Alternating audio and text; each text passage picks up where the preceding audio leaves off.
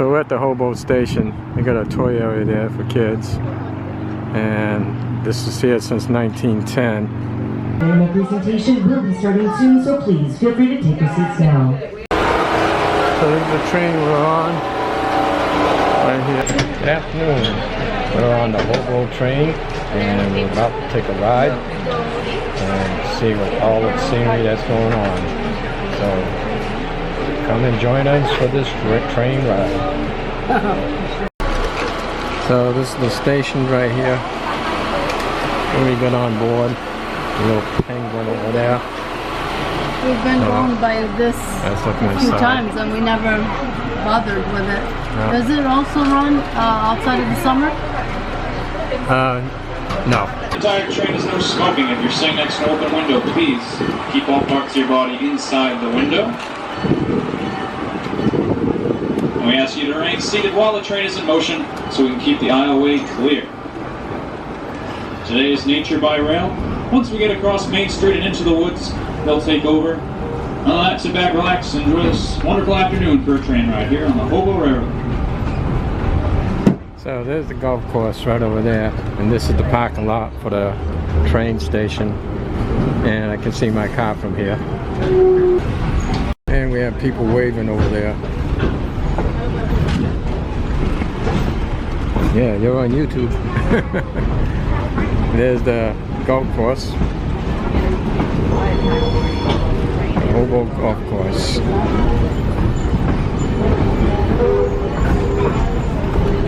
View of the golf course. It's a little bouncy on here, so be a little bit of shaking on the camera. Because when a train, expect to be a lot of bouncing and shaking. So you can see part of the golf course that we're going by.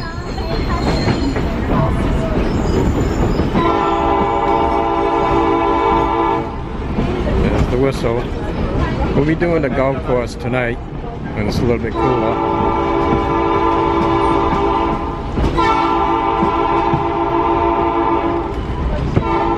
And now we're crossing Main Street. There's the Rogers Ski and Sport place.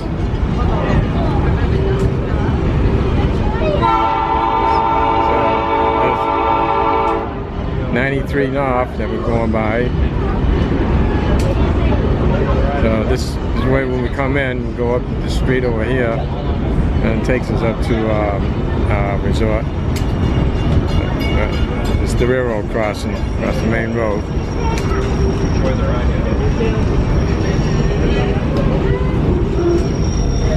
The conductors just took the ticket and clicked it. Yeah, you already got a letter. So here's 93, the highway. I'm going under that. Motorcycle guys. That's another train right here. So this looks pretty colorful and interesting. Yeah, it looks like a dinner train. Yep, tables, I can see stuff through the windows.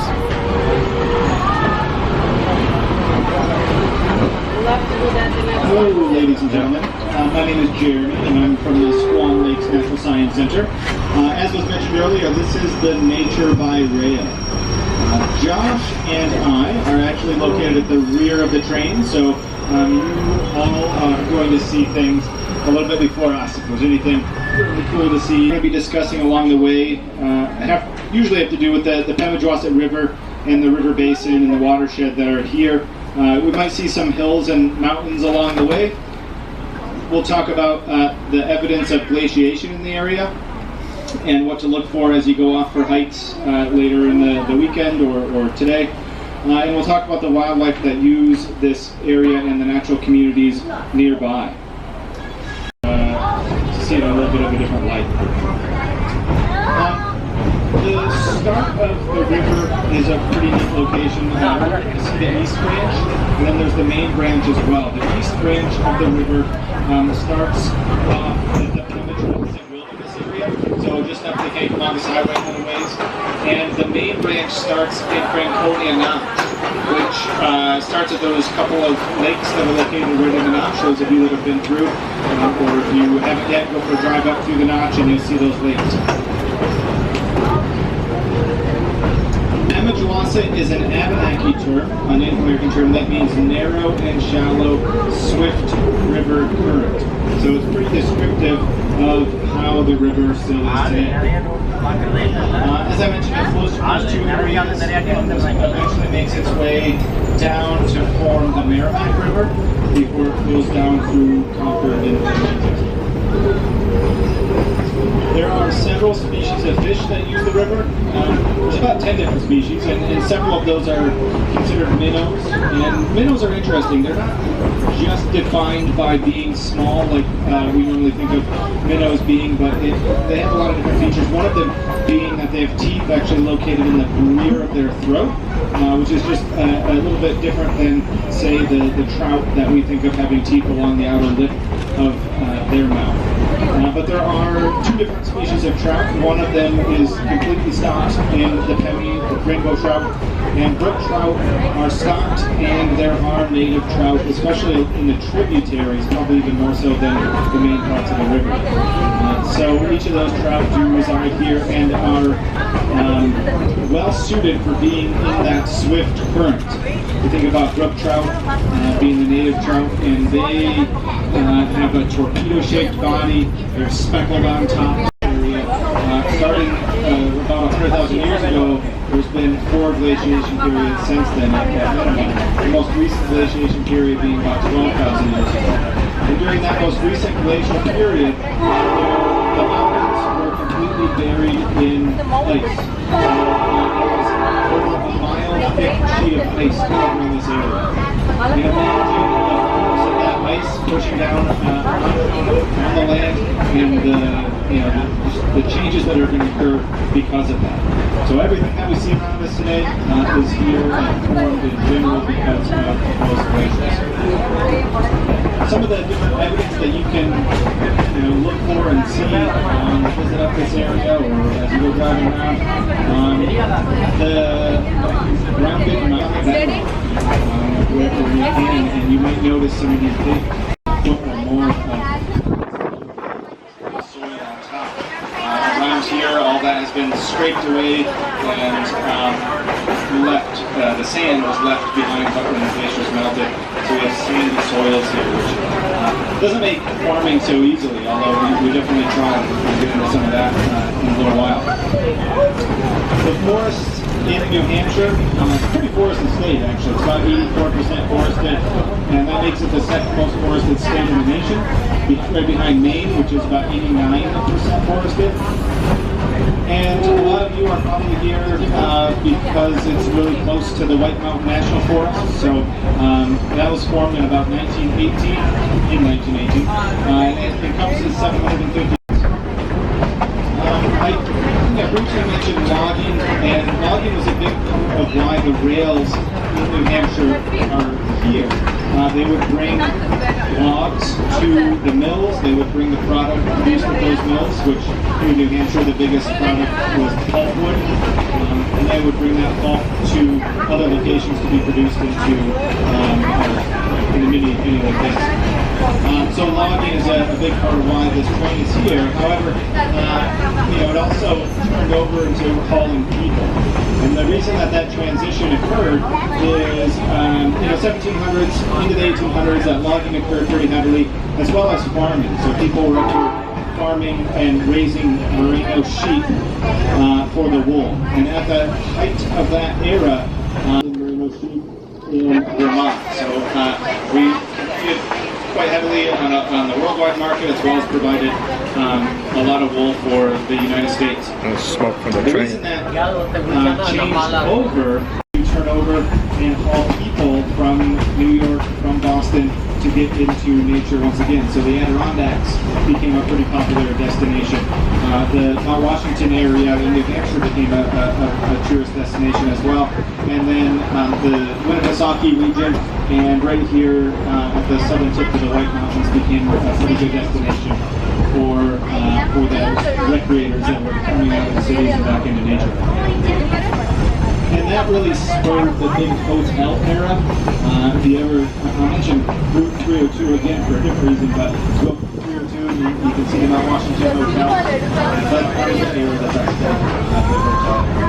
the same thing around Winnipesaukee and Swan. Some of the big hotels started to pop up there too.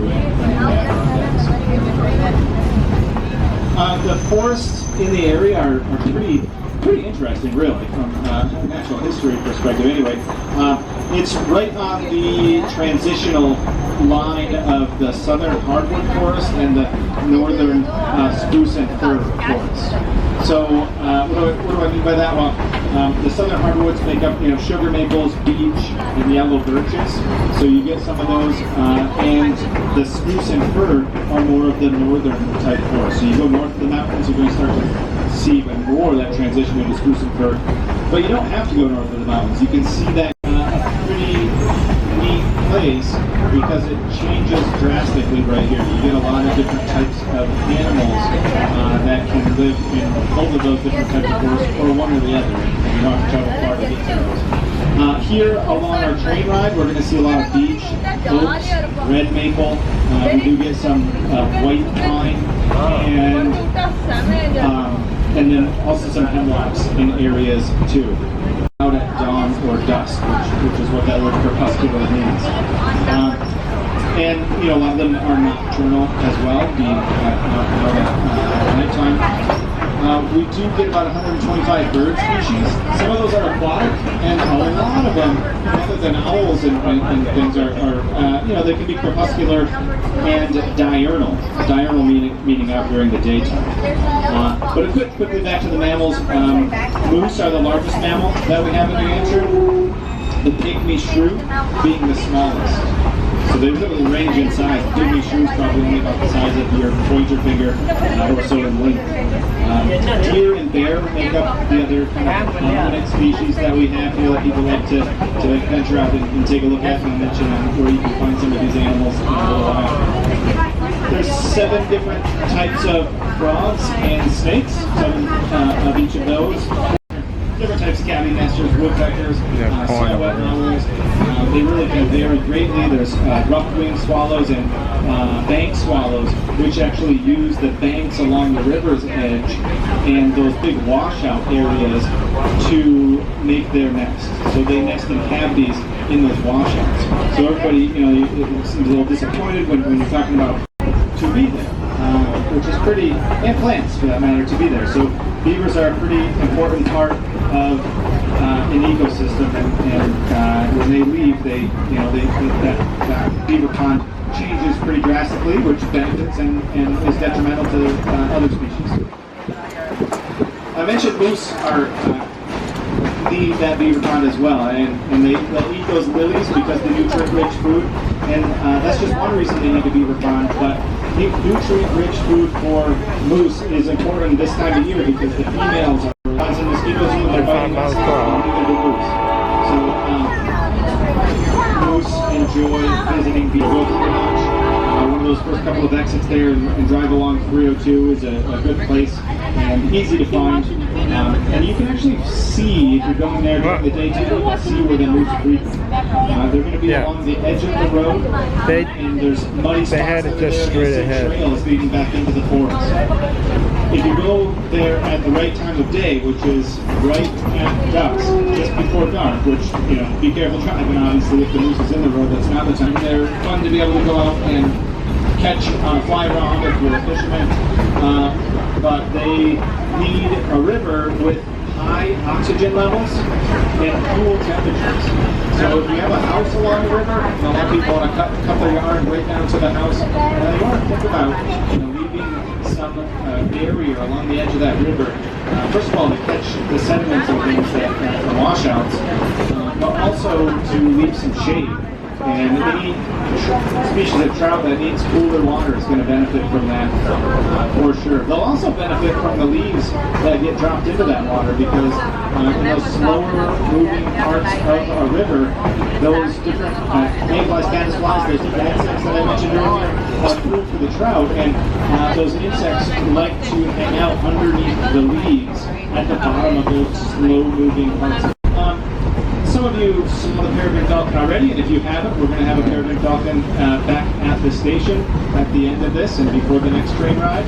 But peregrine falcons live or nest along cliff edges, usually just scraping a little divot in that cliff edge and laying their egg there. So some of the cliff edges that we can see closer towards Lincoln, or to go over to the Lost River Board, which is a good place to look up and keep your eyes on the sky, looking for peregrines that are nesting there. But peregrines nest in cities, and in the notches as well. So anywhere that there's either a natural cliff edge or a big building, which is a human-made cliff edge, are good places to find those types of birds. Some of the other plants that I've been noticing around here, some of those smaller plants, there's a lot of different species of ferns. There's bracken fern, which comes up from a single stem and then divides into three.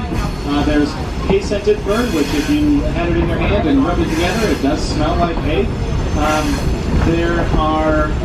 There's staghorn sumac, which have these very dark red, hairy berries on them right now, which actually is pretty good if you put them in a bottle of water and let it steep for a while. It has a nice lemony flavor to them. And as in a couple of minutes, we'll be entering onto the golf course, so keep your eyes out for geese and other birds that might frequent more open areas. A lot of songbirds are out there. And there's also going to be these really funny looking two-legged animals trying to swing a stick and hit a little ball, so keep an eye out for them as well. But otherwise, guys, a lot of these things that we see along the railway are neat when you come into New Hampshire, but you can find a lot of this stuff wherever you live, and whether it's these animals or other animals that live in your own backyard, try to figure out what's the biggest predator that's in your backyard. The health of an ecosystem can be told by the biggest predator that's there, whether it's a great horned owl, whether it's a coyote or a fox, or those big predators are a sign of a healthy ecosystem, because it takes a lot. It takes the proper plants to be there so that the mice can eat those plants, and then the fox eat the mice, and so it takes all of those things being there underneath those large predators, and so they're kind of the canary in the coal mine, if you will. They're the sign of a healthy ecosystem. So hopefully you enjoyed the Nature by Rail, and on the way back, Josh and I, Jeremy, we're going to be coming along. You'll see one of us, and we'll have some different parts from a peregrine falcon, a skull, and some feathers, and we'll talk about the peregrine and get you primed up for seeing the peregrine back at the station. Thanks. Yeah, that's pretty nice. Looks pretty nice. The golf course itself.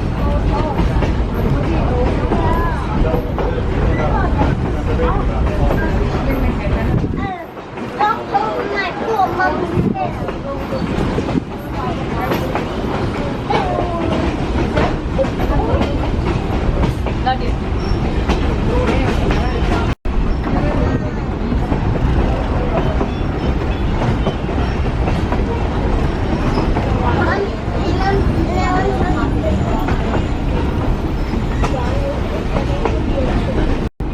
There's one of those animals.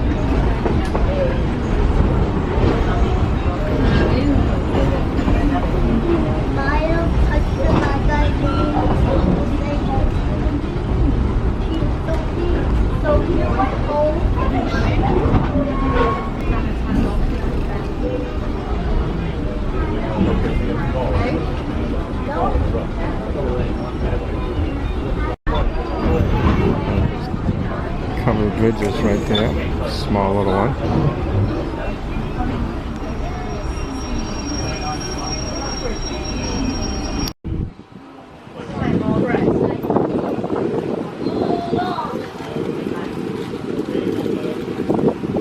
We came to a stop right now.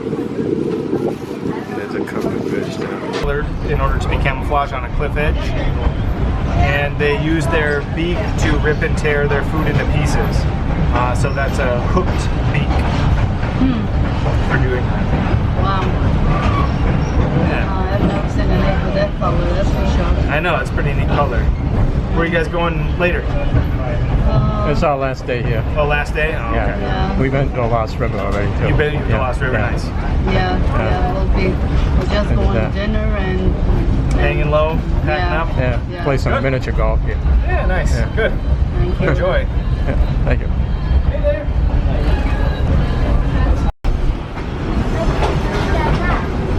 Oh, what a good place.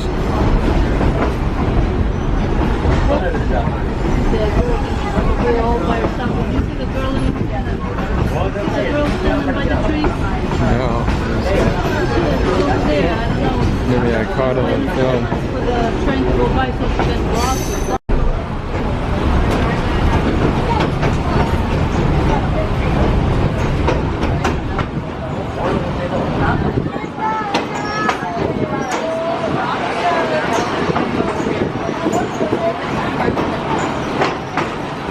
Let's probably continue on to where we went. Brings it back to the station. Yeah, somewhere.